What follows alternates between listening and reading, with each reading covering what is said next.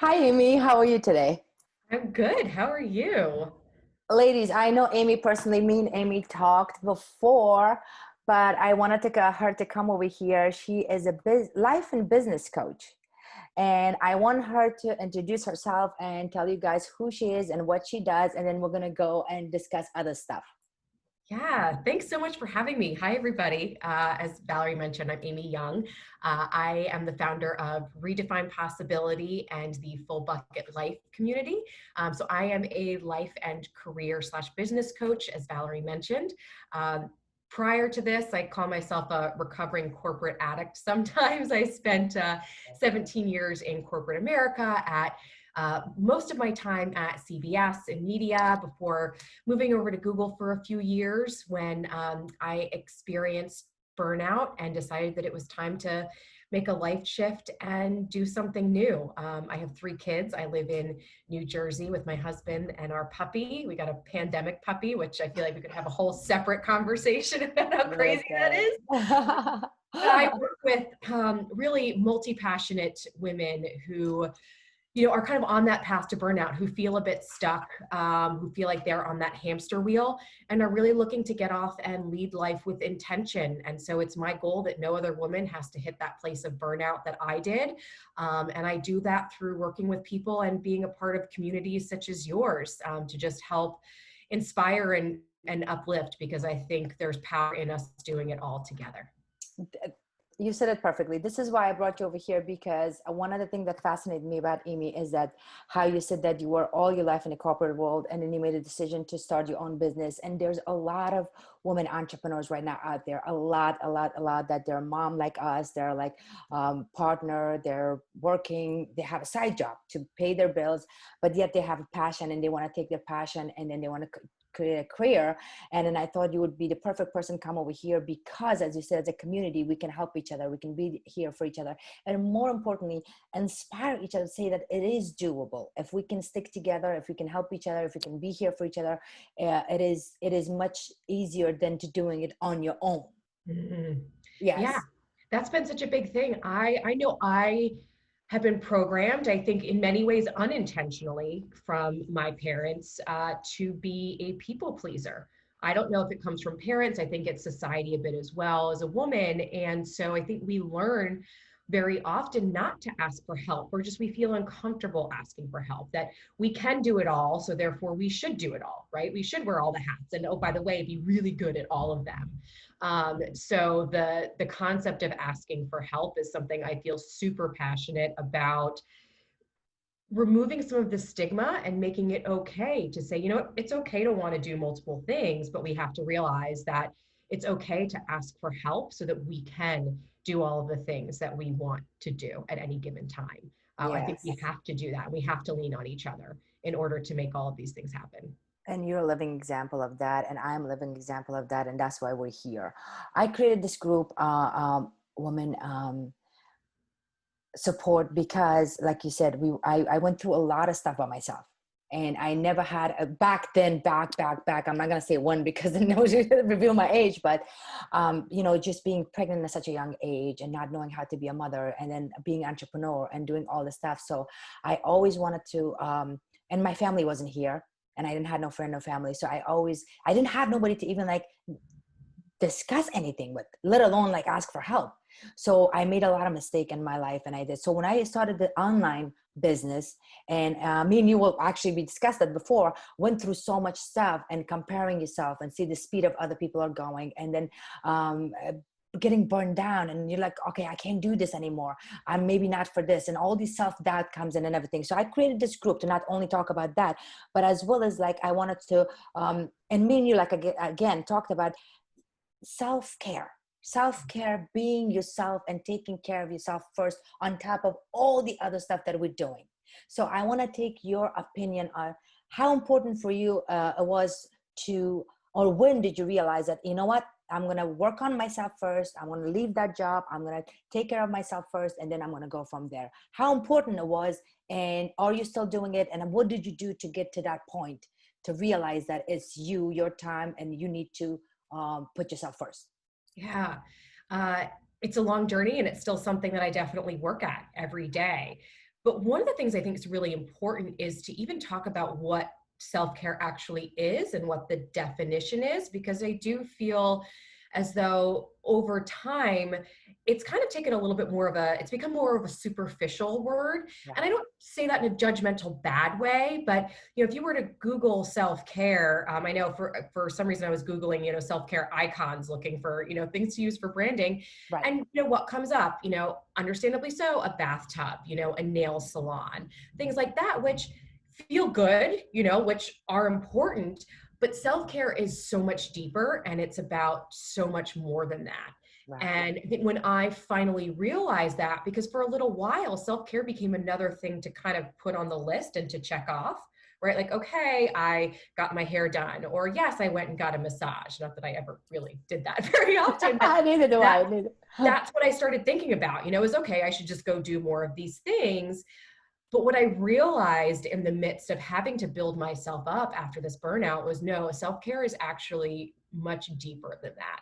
It is knowing yourself enough and respecting yourself and giving yourself enough grace to do the absolute essentials for yourself so that you can show up for yourself and others. So that means if you know that you're a person who operates well on 7 hours of sleep or more a night, like I am, do anything you possibly can to get those 7 hours. If you know that you have allergies, right? If you know that there are fundamental basic needs that you have as a person, in order to function well and properly, you have to give yourself the opportunity to be able to show up that way each and every day. Because there are so many people that are counting on us, whether we're parents or not. We are leaders in so many different areas of our lives, whether we manage people or not, that if we're not able to take care of ourselves to show up,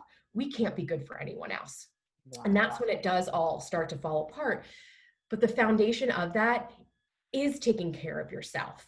So that was, I had to really learn that and kind of peel back the layers of what I know I need to show up and be myself and to be the type of leader, the type of mom, the type of spouse that I want to be.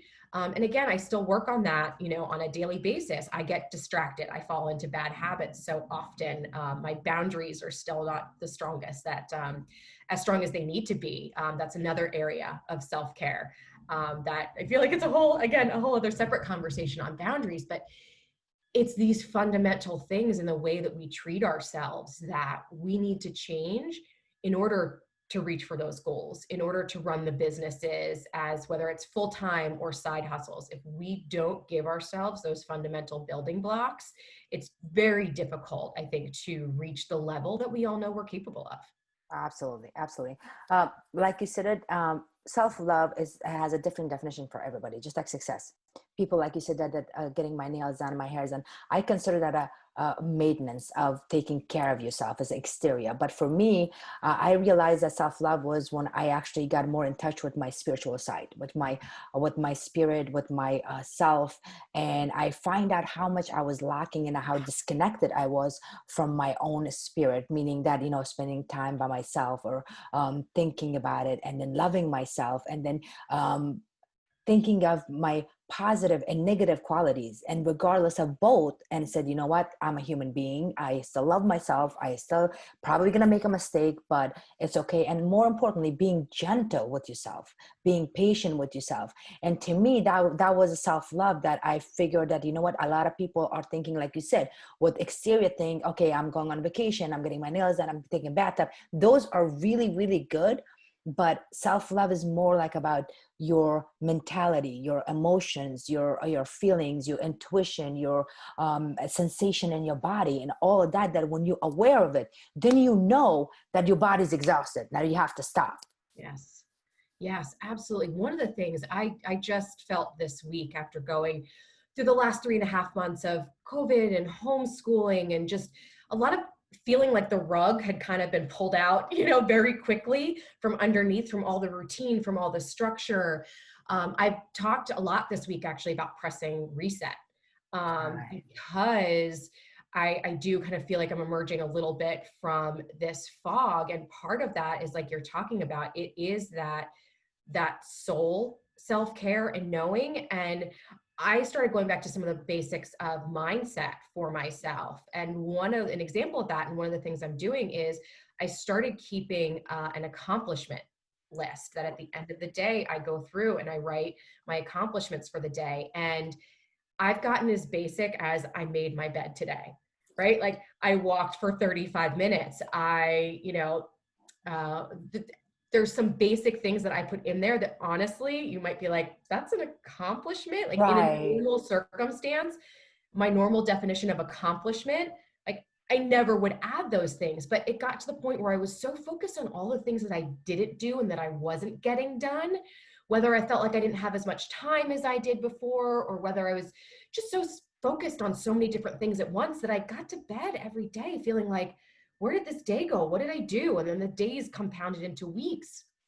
So to flip that mental script, I really have started focusing on, okay, instead of what didn't I get done, what did I get done? And I found that just starting to focus on those positive things. A lot of people talk about gratitude, focusing on the good, focusing on what did happen versus grounding and rooting yourself and your mind in what's lacking, right? It's kind of Right. like that abundance mentality versus the mentality of lack. It makes such a big difference. But that, to your point, that's self-love. Yeah. Talking to ourselves kindly, giving ourselves the grace to understand that we're not perfect, that we're all going to go through times like this and days and minutes and hours, and that's okay. That for me is the foundation of self-love, is the way that I fundamentally talk to and treat myself. Um, and it's also very easy to let that go. I think a lot of us do. We let that go. And until we're able to really get rooted in that, as I said, it's really hard to be the type of people that we want to be when we're not good to ourselves. Absolutely, absolutely. And like you said, that how you started your list of accomplishment, and back like just even 2 months ago, people would not consider that accomplishment. So you made Yeah. your bed, or so you did that. But then if you reverse it and you say to yourself, wow, like just the fact that you look at your list and say, okay, on the to my to-do list, everything else is that I have on my list is about everyone else but Yes. myself. I Yes. don't make So I time have for to myself. It's so Isn't funny. I have that to share funny? with you. So I have like my list. Actually, I keep it next to me, like on my desk. I know you guys can't see this, but I literally have like, one of my friends texted me that my accomplishment yesterday should have been that my hair was on point. So I added that to the list. But things that I had on that list, like signing my kids up for swim class, like things like that. It's funny because on my to-do list, I have important things like schedule my mammogram, get Right. my skin check, do those things. Yet the things that I'm putting on my accomplishments list are signing my kids up for swim class, signing my kids up for the pool, and I'm looking as you're talking, I'm like, yeah, I really need to get to the things for me on my list. So I'm live getting coached by Valery, like No. committing right now that I'm going to call and schedule those appointments. The reason I mentioned that today, I kid you not, Amy, kid you not, I just got I had another meeting before this, and one of my clients, she's a sweetheart, she's in Australia, and she's a mom, she has 4 kids and a husband and everything, she's a sweetheart. Do you know, she's like, I hear about meditation, about, and I try to do it and I hate it and I don't like it. I said to her, I said, listen, Amy, why do you don't like it? What part do you don't like about it? She was like, kid you not, when I sit down, I fidget, and I'm always thinking about doing things. That's why I don't like it. So imagine we train our body, always do things. We have to be busy. And it doesn't matter if we're productive or not. That's a whole nother level. But as long as we are always busy doing things for other people or other, doing other stuff, we're like, you know what, we're doing okay. But then again, in the end of the day, you come in and say that, wait a minute, what did you do for yourself? What did you do for yourself today? And then that's one of the things. She said that when I sit down to meditate, I'm thinking about what should I do next. And then we're like, okay, oh, back it up, back it up, back it up. We can't do that. Even if you have to do 2 minutes a day, 2 minutes a day. And let's just start with 2 minutes. And I mean, in reality, Amy, 2 minutes. You can't Yeah. sit down 2 minutes to have a cup of coffee, to sit in the backyard and just listen to the birds, to just simply walk in the rain, to simply do things that has nothing to do with anyone or anything. and just by yourself. And that is in the bottom of the list. And sometimes some people don't even have it. Some people don't have it. And a lot of, as a woman, since we are so much caregiver and we're so gentle and we're so always worried about other people, sometimes, and the reason I'm talking to you about this is because a lot of women, they feel guilty. Yeah. They actually feel guilty. If I have to do my meditation, if I have to do my exercise, go get my hair and nails done, take a bathtub, then after that I have to read my favorite book, then I go watch my show, then I do see how much time you spend by yourself. Oh my God, oh, I didn't have time for nobody else but myself. I can't do that. Yeah. And that is a problem. Yeah, I think some great points you brought up there. Busy doesn't equal productive, right? Just because we're busy, that doesn't necessarily mean that we're getting the things done that we need to or should be getting done. But the biggest thing that comes up for me when I hear you talk about that is avoidance, right? And I fell into that trap very much. Gosh, I've been doing it since I was a teenager. That one of the things I learned very on in my life, I dealt with a period of clinical depression when I was a teenager. And I found that one of the ways that I helped get myself out of it was just to be busy, go out, do things, so I was dealing with a really difficult breakup. And I learned that as a coping mechanism that unfortunately, I think also led to my path of burnout with full-time work, because instead of sitting and feeling what I was feeling and recognizing, I became a doer and I avoided. And that manifested itself in multiple different ways, whether it was exercise, whether it was overeating, whether it was working, instead of when you kind of get that gut feeling, like, that there's unrest. And this is why meditation is so powerful, because it forces you to kind of sit in those feelings. I feel the same way about constant journaling as a form of that. If you don't deal with what's really kind of going on, if you can't, and it's so uncomfortable, it's not easy. It's not easy. And I'm not sitting here trying to say that it is, but unless you can start to open yourself up to working through what's really going on for you and being able to become aware of what's going on, you are going to lead yourself on a very dangerous path, because that unrest, that stress, whatever that becomes, that sits in you, that avoidance, will end up manifesting itself in a much bigger way later on down the line, whether that's physically and being ill, whether that's, mentally, whether that's just burnout, whatever it is. If you don't start dealing with these things, it will become a much bigger issue later on than if you're in tune with yourself and you're able to understand what you need and give yourself the permission and build up the strength to deal with it. That it's just, unfortunately, we all need to practice this, and we've all gotten pretty good at not doing that and feeling like, whether it's selfish or feeling like we can't do it or we don't allow ourselves to do it. It's just so important. And one of the examples that I wanted to give you, and I don't know if you agree or disagree with me, because me and you were involved in the Facebook groups, and I'm in a lot of Facebook groups, and I go and I read and I see people. Even Facebook groups are designed for a lot of people that, as you can see, they always talk about work, like, put your Instagram or put your, which is a good thing. We get connection to it. I wanted to make this Facebook group different. I don't want to make it about work. I don't want to make it about, I want to make it about us. About like being sexy, being beautiful, loving myself, taking time to do meditation, chat with each other, just have a simple conversation, check on each other, like it's not always about work. It's not always about the kids. People are having all these, and even if you go to those Facebook, if anything, you could feel obligated. It's like, it's become a job. Okay, go on a Facebook group and post you this or post you that. But then I said to myself, you know what? No, I feel like how you see the world and how your life is created is mirror of your own internal mind and emotion and love that you have toward yourself. You're literally looking at yourself in the mirror. So the people that you're associating yourself, the job that you're doing, your kids, your everything is mirror of who you are. So if you don't like any of those, the reason I mentioned this to you, Amy, because a lot of women, and I talk to a lot of them, they're so harsh on themselves. They feel like they need a validation from people. if I don't get approval that I make a decision, if I don't get that approval, I'm wrong, or I am not enough. I'm Yes. not enough.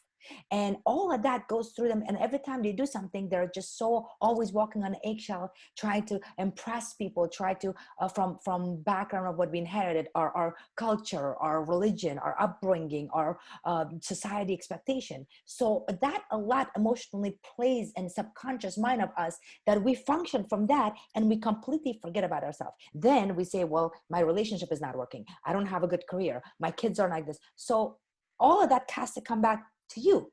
Right. Right. What do you want? Yeah, absolutely. I mean, somewhere along the line, so many of us, oftentimes when we're young, assume these messages, right? If it's that Right. we're not enough. And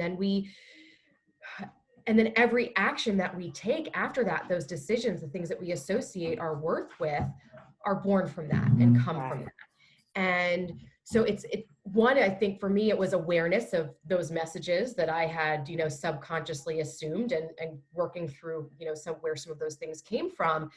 But I didn't honestly realize it until one of the big catalysts for me was leaving my corporate career, where I worked at really good companies. I had big salary and big title, and I would not have thought myself to be a person that found my worth in those things necessarily. I always thought I was just very driven, and it wasn't until I left those jobs to do something that, to be honest, a lot of people questioned, right? Right. Like, oh, why'd you leave? You're becoming a coach. Like, what is that all about? Right. Right.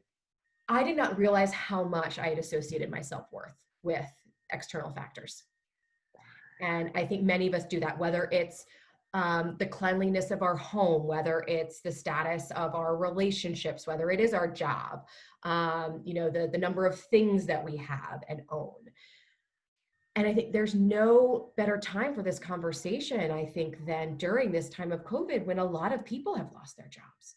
A lot of people have had things ripped from them um, that they never expected to. And so there's a lot of people that are now without these things, are coming to that realization that maybe they placed importance in things that were the wrong things for them. And so being able to kind of get back to who you are uniquely as a person, I think there's no better opportunity than now. And again, it's not easy, but when you're faced with this, it's time to go back to getting to know who you are and what you really want to do, and going through that self-exploration process. As Right. hard as this time has been, I have talked with people about it being, the great reset, because it is that time to think and to really say, okay, as we all figure out life going back to, whether you want to say normal or a new routine, whatever it is, it's in our control to decide what we want to go back to, what we want to change, what we want to do differently. And my sincere hope in talking with you and being a part of groups is that people, especially women, realize that they have the control, they have the power, they can make the decision to do these things. And I hope that they get support and find community that enables them to do so, because there's Absolutely. never been such an opportunity, to be honest, as now. Absolutely. I say that, like, I'm just unfortunate how many people died in this COVID, but at the same time, it's a blessing for people to reset, like you said, and just take some time to reflect on themselves, and knowing that, I mean, some people got affected so bad that they have a sick person in there. I mean, I get emails from people that are, their husband has it or their kids have it. They lost their job, and it makes you realize that you're stronger than you think you are, and everything is okay. And this came in and we're doing it, we're in the middle of this, and if you can have a faith that in life in general everything's going to be okay, Yeah.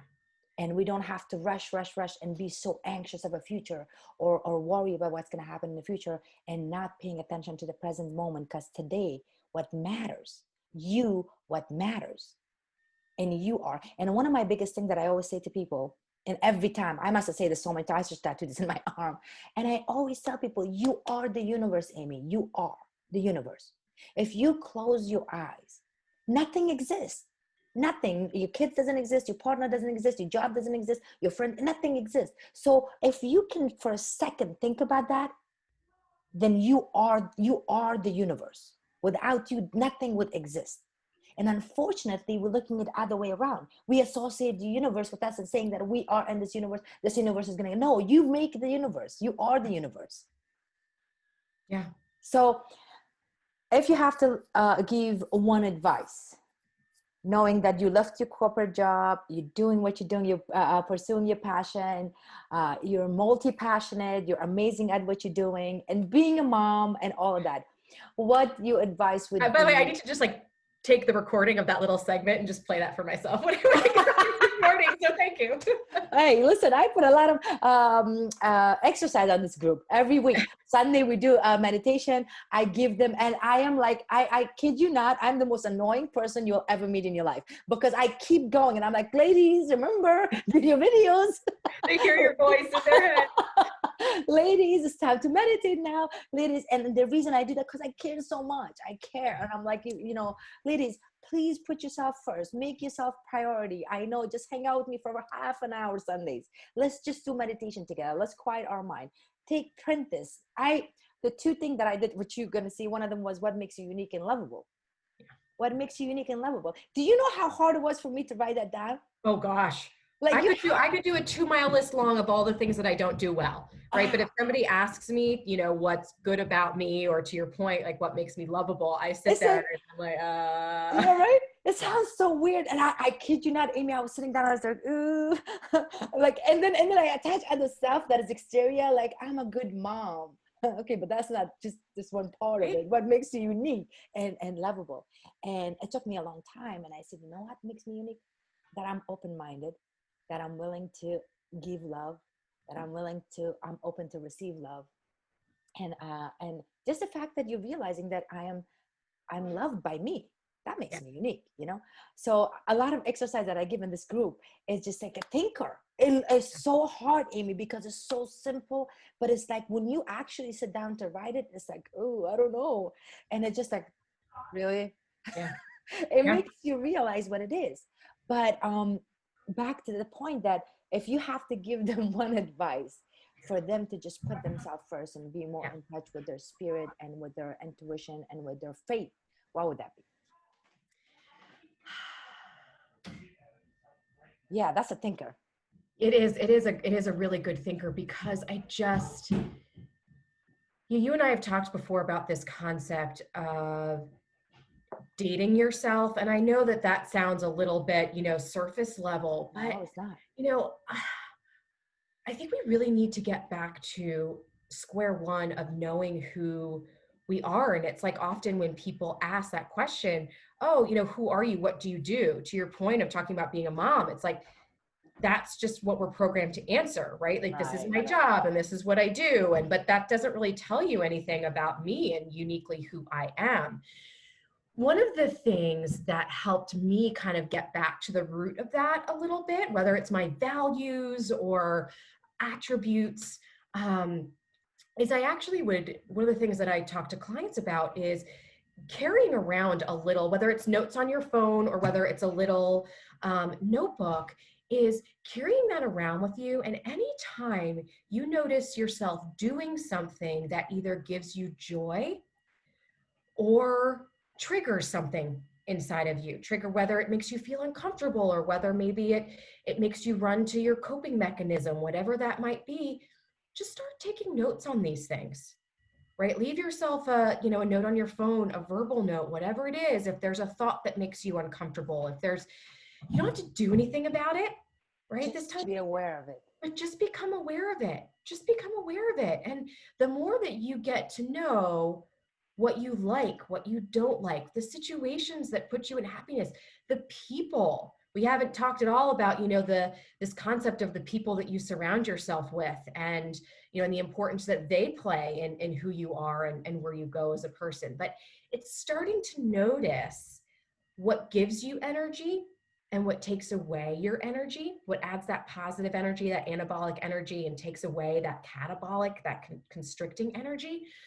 The more you can become aware at a base level of what does that for you, the more your brain's going to start to look for things that are positive, that give you energy. You're going to be able to then be empowered to make more decisions because you're going to notice, wait a minute, I'm noticing a pattern with that thing or that person, or maybe it's watching the news these days or whatever that is that you notice is draining for you. You're going to become more aware of it. And it's going to be easier for you to say, okay, I don't need that anymore. I need to add more of this positive thing in my life.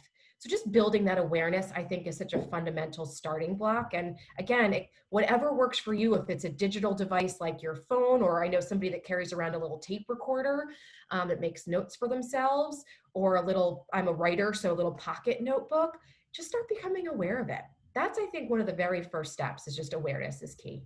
I love it. I love it. You said it so beautifully. That is important. Like you said, I know you said that this is a word simple one, but in reality, it is big because awareness comes in when you in tune with your own self. You will not feel that, like you said, somebody's making me uncomfortable, or like I don't feel good today. You know, I don't feel right. So our mind is so busy that we can't even determine that because we're so busy. But like you said it perfectly, just be aware of your emotions with person and things. And that requires you to take some time to actually listen to yourself, listen to your mind, body, and soul in order to be able to write that note and remind yourself, like you said, there are pattern. I see that, you know, every time I watch news, I just feel magoo and it's just like, I'm down. Or every time I'm playing with my kids, I feel better. Or every time I'm reading, I'm getting creative. Whatever that is, that requires you to pay attention to yourself. And I think that's what people are lacking these days. Yes, absolutely. I mean, one of the most powerful exercises actually that I'd ever done for my career that someone ran me through was basically we did a journey map exercise. And it was, you know, charting, you know, basically success, whatever my definition of success was, kind of on the vertical axis, and then on the horizontal axis, you know, really going through a timeline of my career as it relates to success and looking at, okay, what were the high points and the low points? And taking mark of in both the high points and the low points, saying, okay, what was it about the career, the role in that circumstance that had me at a high point or had me at a low point? What was I doing? What were the things around me? And what was it uniquely about me and my life at that point that helped it be a high and helped it be a low? And by looking at it all on one map, it actually enabled me to pull out a lot of the threads, the little things that, to be honest, when thinking about it at a 30,000 foot view, I don't know that I necessarily would have seen. Right. But when I was able to kind of really get into it and then take a step back and look, I was able to say, okay, well, in these circumstances, for instance, you know, I was building businesses and I never really thought about myself as somebody who loved to build a business. But when I was looking back at my experience, I kind of had that light bulb moment where I was like, oh, that's actually, I thought I liked this role, but it was actually this aspect of the role. So doing the exercises like that, being able to chart things, to really become aware of what we like and what we don't like, is going to enable us to have some pretty unique light bulb moments and some of those aha moments that can really help lead you to have clarity on where you want to go. For anybody who's feeling stuck, so often when we look at the good times and the more challenging times that we've had, it can tell us so much about where we need to and want to go. We just have to be willing to look and to pull these things out. And so whether that's finding, you know, a coach like yourself or just somebody that's willing to hold that space for you to help you pull those things out, because it's not easy to see, right? Like when you're in it yourself, it can be really, really difficult to see those things. But to work with someone or to go through these exercises and give yourself the gift of doing that, it'll help give you that place to work from and that vision, you know, of where you want to go that I feel as though so many people are lacking. And that's what keeps us languishing. When we don't know where we're going, how can when we don't know where we want to go or want to be, even if it's just a feeling, right? Even if it's just a desired feeling, how can our steps that we take every day have meaning if we don't know possibly what the ultimate goal is? So I know I just Hey, listen, that's why I have you over here. That's why I have you here. Like, see, perfect. Like, I want you to be here because a lot of people, a lot of ladies out there, no excuse. Amy is a mom, a wife, entrepreneur, and you're running all these things together, and like you said, you realize that it's important to take care of yourself, it's important to get in tune with yourself. And that's why I want to bring people here to give message, to encourage us that it's doable. We Yeah. can do it. If you can just sit back a little bit and think about and put yourself first, don't be feeling guilty that, you know, you're taking care of yourself, and don't be afraid to ask for help. And I thank you so much, Amy. And more importantly, Amy's in this group. Ladies, if you have any question for her, put it below in the comment and we will answer later. But that's why you're in this group. And this is, we are in this group that we can, you know, ask for help. It's okay. Yes. Yes. We have communities so that we can lean on each other. I'm looking at the camera. I need you just, just as much as hopefully something that I said here, hopefully Absolutely. resonated. We need to learn from people who have done things before, and in turn, they'll be looking for things that they haven't done. So 100%, we need to do it. We need to do it. We're always learning. Every single day we learn something new. I used to have this mentality that I know it all. No, you don't. No, you don't. Every single day you learn something new. If you feel like, and this is for the ladies out there before we go, if you feel like someone is better than you, they're not. They're just ahead of the game. Yeah. You can get there. And if you think somebody is behind you, they will catch up. Yeah. And I always say that if you function from there, to say that, you know what, I know it all, but I don't know nothing. Yeah.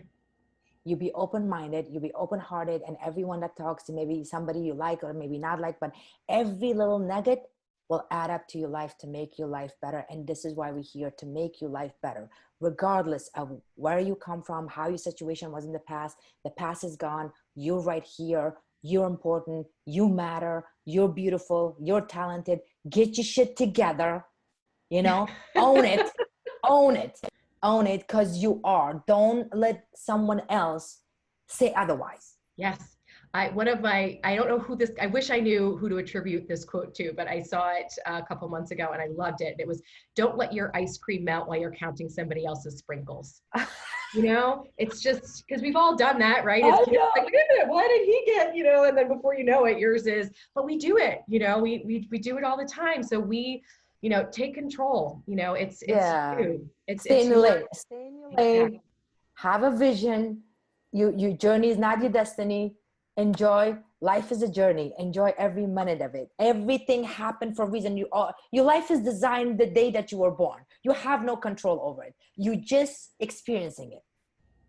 If something bad happened, don't get too upset, because that's a learning lesson. Something is for a reason. You're gonna learn something from that and will become more stronger. If something good happened, don't get too excited, because nothing is forever.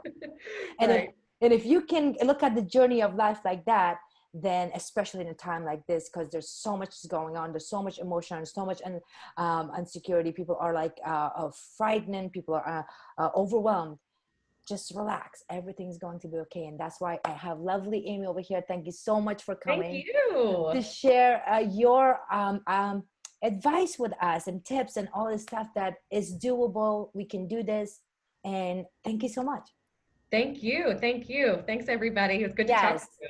We're going to put your information down there so the ladies can find you where you are. I know you have something came up. Me and you, with the last time we talked, you were working on something. What are you doing now? Yeah, so just a few weeks ago, I launched my new Facebook community called Full Bucket Life, and it's a place for women who are ready to set their vision and hold each other accountable for kind of reaching those goals and having that life that they know that they're capable of leading. So yeah, super excited about that. And my coaching business, Redefine Possibility, where I'm always ready to, show up and support and work with women who are looking to lead a more intentional life. Hey, Amy is your girl. Amy is your girl. If you want to set up a vision, if you don't have a goal, and if you want to do it, here you go. She's in this group. Find her, get in contact with her, and I will bring you back. Great. Thank you. I would love it. I'm so grateful for you. Thank you. Me and you are going to have a lot of topics to talk about. Yes. But thank you for taking time in such a short notice. I apologize about that, but thank you so much. Wonderful. Thank you.